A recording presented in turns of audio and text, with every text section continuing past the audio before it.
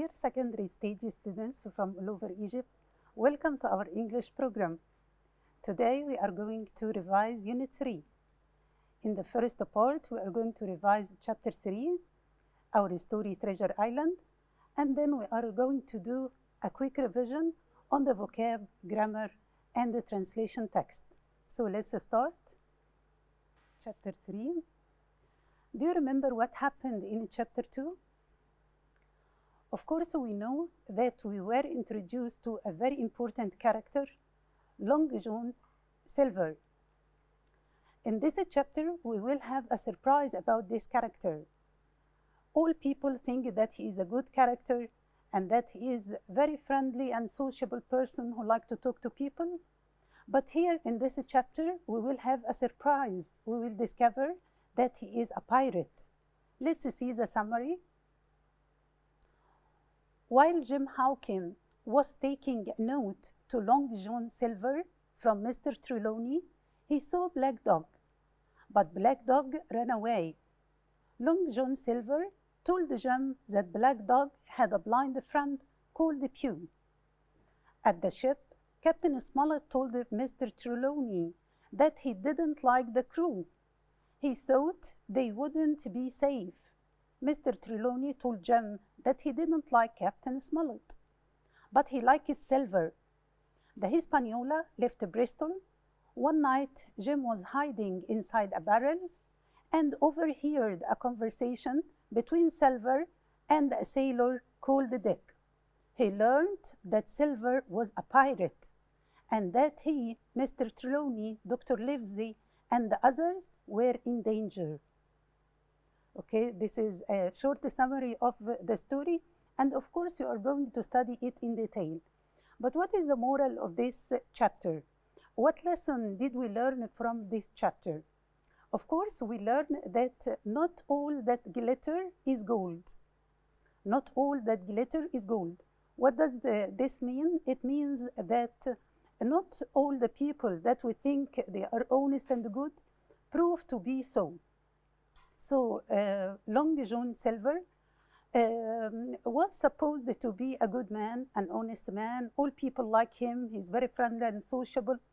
But at the end of the chapter, we discovered that he is a pirate. He's an evil man. He wanted to take control of the ship. He is planning to do a mutiny against the captain and take control of the ship. Okay, now let's discuss some of the most important vocab in this chapter. The word mutiny. What does it mean, the word mutiny? Mutiny, when a group of people refuse to obey the person in charge of them. The person in charge, the person who controls them, the leader. If people don't obey the leader, they disobey him, this is mutiny. So they wanted to have a violent action against their leader. They don't want to follow his orders. So this is mutiny. So what's again mutiny? Mutiny when people disobey their leaders, when people don't follow the rules or the law. The second word, harbor. As you see here in the picture, a harbor is an area of water near to land where ships can stay safely. So we can say that Alexandria is the biggest harbor in Egypt. So what's a harbor? It's a place beside the sea where ships can stay safely. So Alexandria is a harbor. New York is a harbor, or New York has a harbor. Another word is the word gang. As you see in this picture, what is a gang? Who are those people, do you think? They are a group of people who cause trouble. They could be thieves. As you see, they are thieves. They robbed a bank or whatever. So they are a group of people who cause the trouble. A group of people who cause the trouble may be thieves, may be terrorists. So they are people who are against the law. These are called a gang. What about the word crutch? Look at this picture. What is a crutch? Crutch, a special stick to help you walk when you hurt your leg. So if you hurt your leg, if you break your leg, for example, you need a stick to depend on. What is this stick called? It's called a crutch. Can you see it in the picture? This man is holding two crutches. We have again the word barrel. What is a barrel? A barrel is a container. A container which we carry inside it. We can put water, oil, petrol, or whatever. So we can say barrel of petrol. So a barrel is a large container made of wood, and it could be made of metal. A parrot. What is a parrot? A parrot is brightly colored bird. As you see in the picture, it's a very colorful. A brightly colored bird which can learn to repeat words. It can learn to repeat the human words. It can imitate the human words. It can say words like human. But of course, it cannot speak, but it can repeat some words. Okay? We have again the word pirate. Of course, this is a very important word in our story. The pirate is a sailor. So what is the difference between sailor and the pirate? Pirate, a sailor who attacks a ship and steals from them. He attacks and steals from ships. So a pirate is someone who is evil. He attacks ships, but a sailor is a kind man who only sails ships. Now let's do some practice on the vocab which we have discussed. Question number 1. A group of attacked the ship and they killed the captain. Of course, we said that people who attack the ship, what do we call them? The people who attack the ship. Are they pirates, magistrates, officers, or cooks? Of course, it's pirates. As we said before, pirates are sailors who attack ships. Question number 2. My daughter has a that can repeat what we say. What is the word for a bird that can repeat words? Is it a puppy, parrot, kitten, or a hen? Of course, the puppy is a small dog, and the kitten is a small cat. And the hen, can the hen repeat words? No, of course, it's the parrot. The parrot can repeat words. Question number 3. One of the sailors led against the captain, but they failed to attack the ship. One of the sailors or one of the pirates led a barrel, parrot, crutch, mutiny against the captain. What is the action which the sailors can do against the captain? We said before that when a group of people disobey their leader, they disobey the captain, for example, it's yes, very good, it's a mutiny.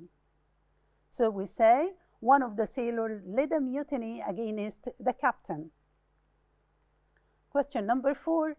Such a large ships cannot stay in this small. طبعا لما تكون large ship, it cannot stay. Where does the ship stay? We said before that the ship stay in, yes, very good, it stays in the harbor. We have here island, harbor, attack, or patient. Of course, it's the harbor. The harbor is the place where the ships can stay safely. Question number 5. A of thieves have been arrested while robbing an empty villa. A group of thieves. احنا عايزين نقول ان هما group of thieves. So we can say a team of thieves, a crew of thieves, a gang of thieves, a staff of thieves. Of course, all the 4 words are talking about group of people. So team are group of players. Crew are group of people who are working on a ship or on a plane. Gang, a group of people who make trouble. People who are against the law. And the staff can be the university staff or the school staff, people who are working in a place. So here we are talking about thieves. So what is the suitable word? Yes, very good. It's a gang of thieves. Question number 6. When I broke my leg, I had to depend on when I walked. to depend on, to have something to help you walk. If you break your leg and you want to have something to help you, what it is called? Is it a mutiny, barrel, crutch, or click?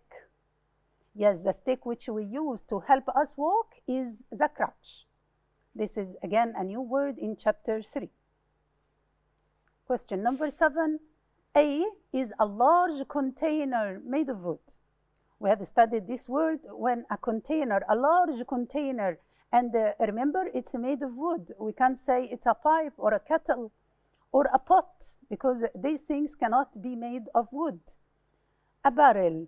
Yes, it's a barrel. A barrel is a large container made of wood. This is the definition of a barrel.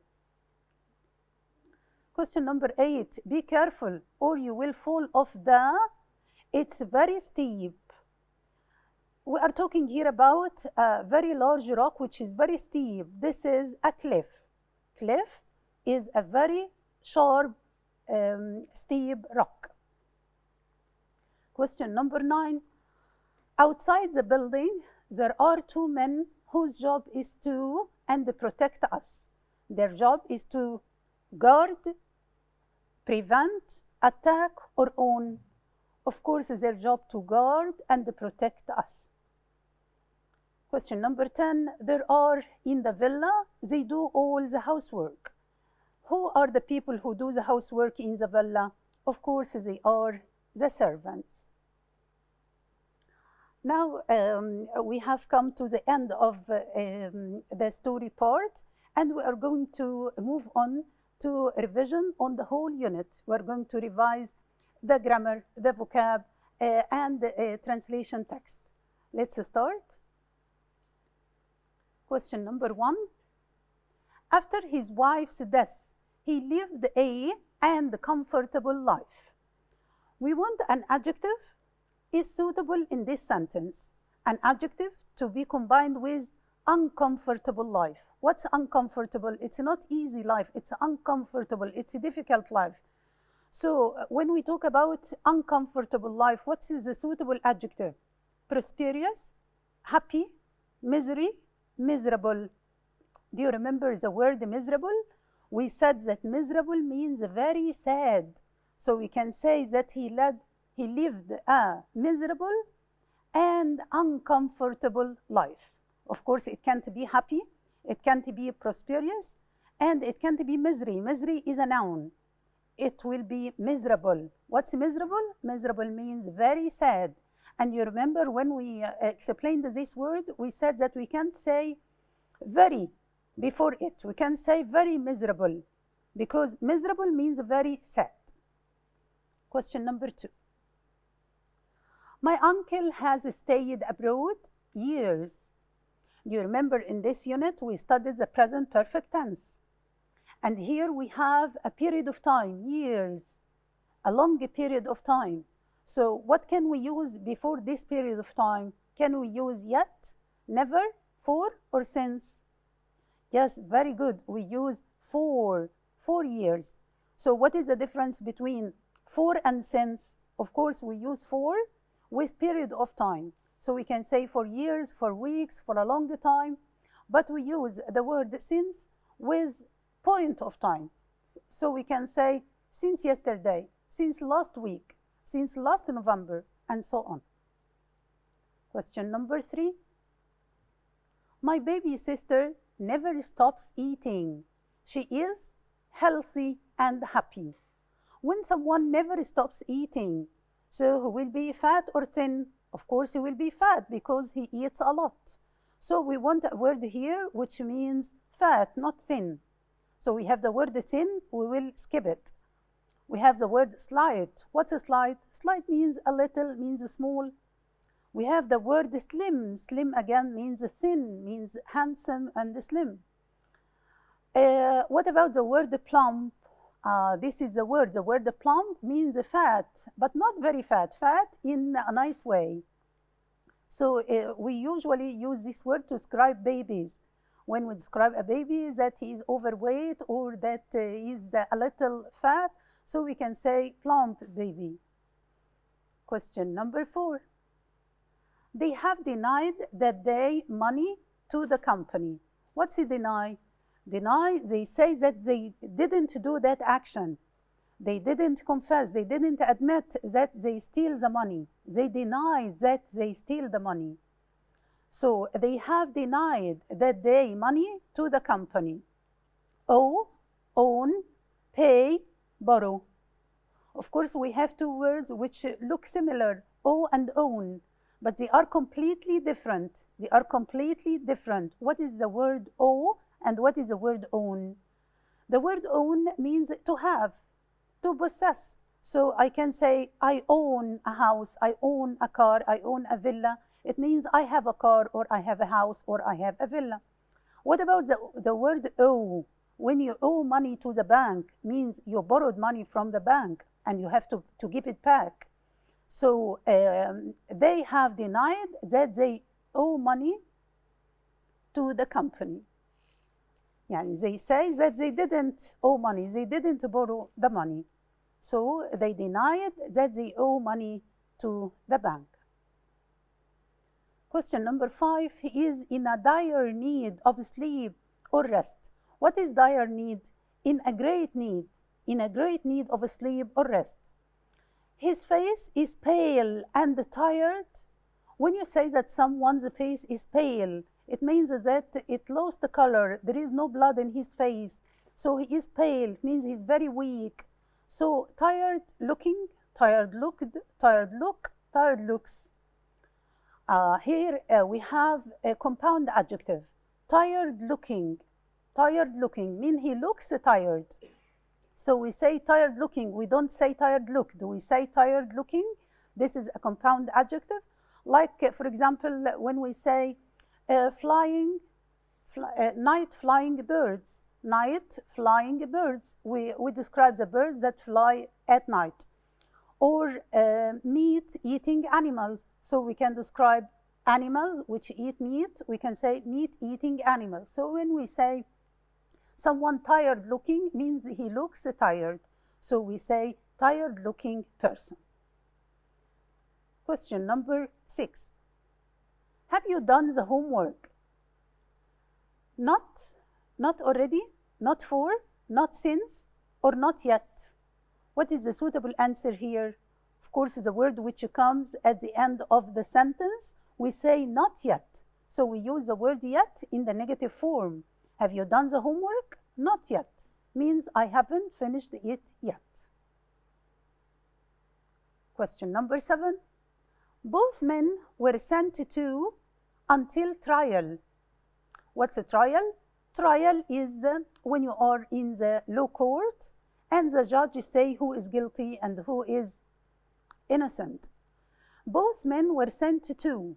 They were sent to hospital, prison, exile, or prisoner. Of course, they were going to a place to be kept for a time until the trial, until the judge can say that they are innocent or guilty. So we will keep them in a hospital or in a prison. Of course, we will keep them in a prison. So a prison is a place where we keep prisoners, where we keep thieves, where we keep criminals. So this is a prison. Question number 8. Any chance to save a few is welcome. Try not to miss it. Of course, here we have the word few. Few is used in front of countable nouns, plural nouns. So we can't use, after few, we can't use money. We can't say few money. We can say little money, but we can't say few money. But of course, we can say few pennies. What is penny? Penny is the small form of a pound, for example. Instead of saying a pound, you can say a piaster. For example, the small form of a pound is a piaster. So what is the small form of a dollar, for example? We can say a penny. So a penny means coins, means a small form of money. So if there is any chance to save few pennies, few coins, a few forms of money, this is welcome. And we must all try to save money. Try not to miss it. Question number 9. I haven't gone to the zoo since I was a child. since I was, since I went, since I have, or I have been. Look at this sentence carefully. You find the word since, and this is a key word of the present perfect tense. But we see again that the present perfect tense is there. It's there in the sentence, I haven't gone. So the present perfect comes before the word since. What comes after it? The past simple. So the past simple, we have two past simple in the options here. We have was and went. Which is suitable? I want to say that I haven't gone to the zoo since I was a child, means I didn't go there since I was very young. Question number 10. If you don't have enough money, I will pay your tickets. What is a preposition which comes with the word pay? Pay to, pay for, pay with, or pay at? Of course, we can say we pay to someone. But when we pay for something, we pay for the ticket, we pay for the book, we pay for the dress. So when we pay for something, we use the preposition for. Pay for your ticket. Question number 11. It was David's stepfather who looked after him. What's a stepfather? What do you think the word stepfather is? This word we have studied in Unit 3. We were talking about David Copperfield, if you remember. David Copperfield's father died, and his mother was married to another man. So when the mother is married to another man, he is called the stepfather. So stepfather means not the real father, the husband of the mother. It was David's stepfather who looked him after his father's death. So the stepfather looked, we want a verb which means to care about or to care for. So we have the word look after. To look after someone is to care about him. Question number 12. It's the first time the temple of Fela. It's the first time. With this expression, it's the first time, we usually use ever or never. What do you think? We use ever or never with this expression. It's the first time I seen the temple of Fela, never seen, have ever seen, or yet seen. Of course, with this expression, we use the word ever. It's the first time I have ever seen the temple of Fela. The word ever expresses past experiences. For example, if you want to say it's the first time I have ever traveled abroad. This is the first time I have ever driven a car. So it's the first time for me. I tell about my experience up till now. It's the first time I have ever done something. And we can say I have never done it before. So if I say this is the first time I have ever traveled abroad, we can say that this is the first time I have ever traveled abroad, or I have never traveled abroad before. Question number 13. Communications have greatly during the past 5 years. We wanted to say that communications means of communications have developed. We want the word developed. So what can we use here in these options? Improved, proved, provoked, or designed? Of course, the word improved gives the same meaning as developed. We want to know that communications have developed or have improved. So what does the word improve? As you know, it's the title of our unit, Improving Our Lives. What's improving our lives? Making our life better. So to improve communication means to make them better or to develop them. Question number 14. Why are you late, Sammy? Sorry, to the library. Here we have a very important point, the difference between have been to and have gone to. What is the difference? Do you remember? Yes, have been to means we went to a place and came back. But have gone to means we went to a place and stayed there. Like in this sentence, we see that he came back because he said, "Why are you late?" So we understand from this sentence that he came back and someone is asking him, "Why are you late?" So we can say, "I have been to the library," means I went to the library and came back. I have been to the library. We can't say I have gone, we say I have been. Question number 15. I never borrow money, so I never have.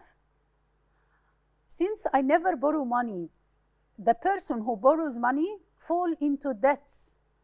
So since I never borrow money, that's why I never have any debts. Of course, we have the word debt, benefit, profits, interest. Of course, the word debt means the money you owe to someone, the money you borrowed from someone and you have to pay it back. So these are the debts. So I never borrow money, that's why I never have debts or I never fall into debts. Remember this expression, I never fall into debts, means I never owe money to other people. I never borrow money from other people. And remember the expression, the word with the preposition, borrow from, owe to, and fall into debts. Remember these expressions well, okay?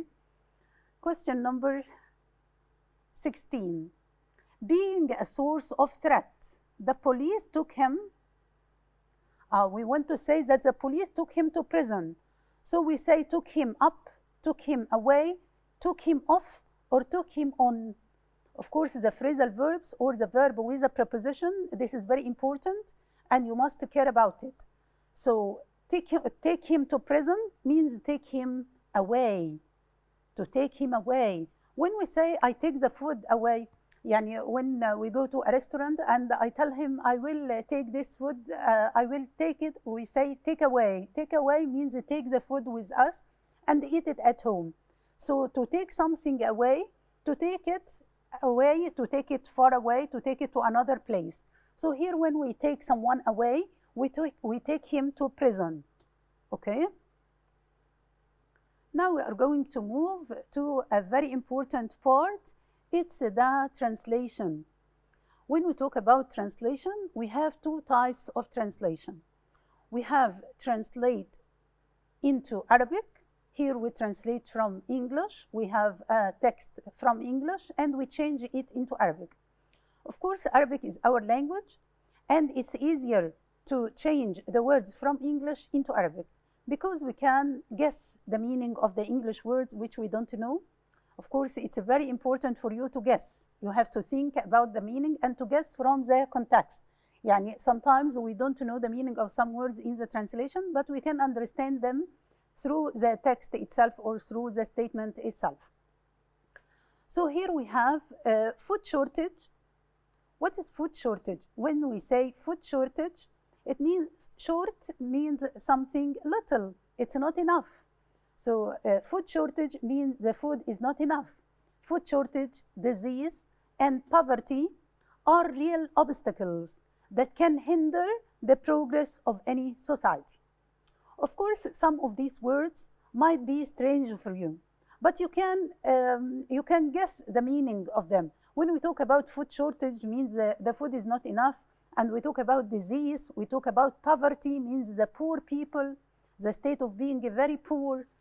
These are obstacles. ممكن ان احنا نقول ان obstacles دي ممكن تكون ايه؟ ممكن حد يقول دي مشاكل مثلا, they are problems. Okay, يعني it's something related to the text. It's not far away meaning. We can say they are problems.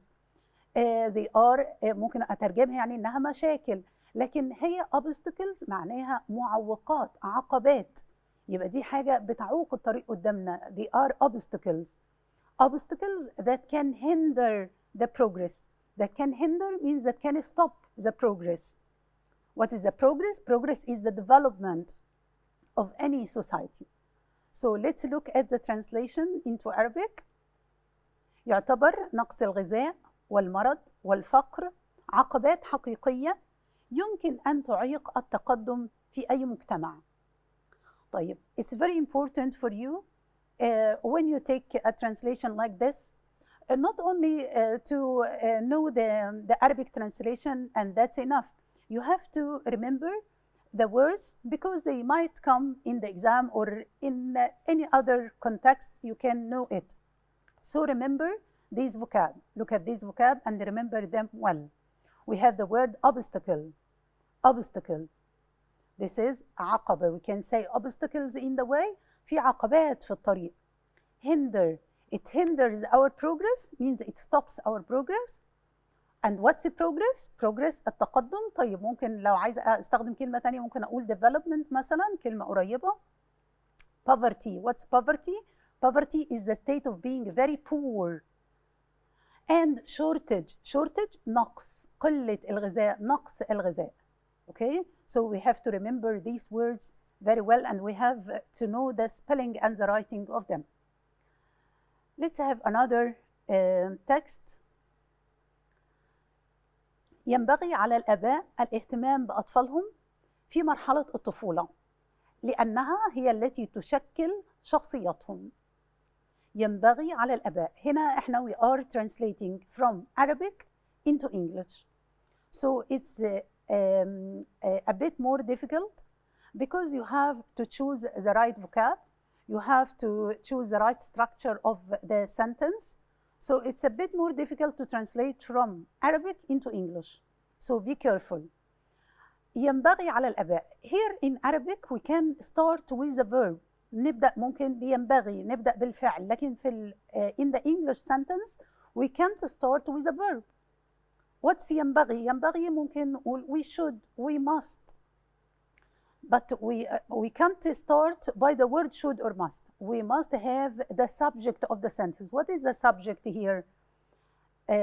الآباء. So we can start parents. Parents should. This is the first tip for you, or the first piece of advice for you, is that you never start with the verb in the English sentence. You never start with the verb. You start with the subject. So we say parents should care about their children. ينبغي على الآباء الاهتمام. They care about their children. In childhood, في مرحلة الطفولة. Of course we can say in the childhood stage مرحلة. طب if we skip this word, if we say in childhood in general, خلاص it's enough. You can say in childhood. And we can add the word stage in this stage أو in this period of time. لأنها هي التي تشكل شخصيتهم. طيب the word تشكل، الverb ده ممكن أترجمه إيه؟ ممكن أقول form their characters، ممكن أقول make up their characters، بتكون شخصيتهم. فهقول because it makes up their characters. So parents should care about their children in childhood because it makes up their characters. That's all we have for today. We have covered Unit 3. We talked about the story. We talked about the most important vocab in the story. You have to read it, of course, in detail and remember the words in it because it can you can be asked about these words. We revised the present perfect tense. We revised some of the vocab of Unit 3. And of course, we translated from English into Arabic and from Arabic into English. Of course, in the exam, you have the 2 types, and each one of them has 3 marks. And you have 6 marks in the exam for the translation text. So I hope you will do a lot of translation in order to be good at it. Thank you very much, and till we meet again, wish you best of luck. Goodbye.